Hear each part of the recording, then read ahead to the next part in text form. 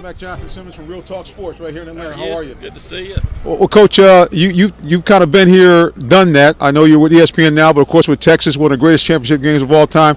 What are these two coaches thinking here the night before the big game? What you've got to do now is try to get your team relaxed, try to make sure that they're confident, and you've got to review everything you're going to do in the ball game so they can sit there and think, here is the way we're going to win the game on Monday night. And then they just go back over it and over it and over it. So it's like reviewing for a big test. The physical part's done.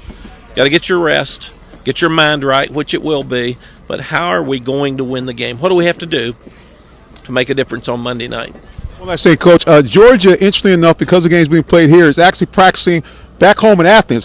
What kind of edge, even though it's their first time against a team that's been here many times, does that give them an edge in preparation for this game? I don't think it does. If I was a player, I wouldn't want to be going back and forth on the buses.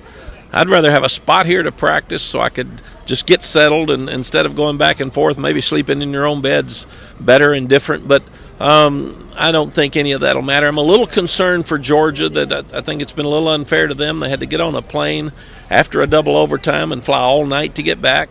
They had to go to school on Thursday, and now they're going back and forth on buses. It could be a factor in the fourth quarter with some energy because they've spent a lot of energy this week.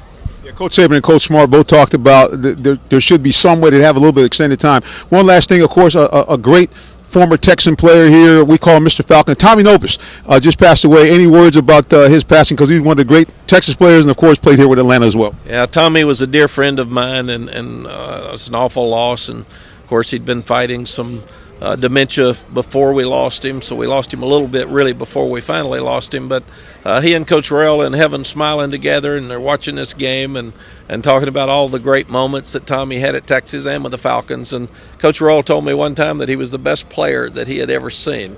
And Coach Royal saw a lot of great players, so what a great compliment to Tommy. Absolutely. Yeah, he had 294 tackles his first year with Atlanta as a rookie. Great guy. Well, Coach Mack, we appreciate you stopping by and joining us, and God bless with your continued endeavors at ESPN. Thank you.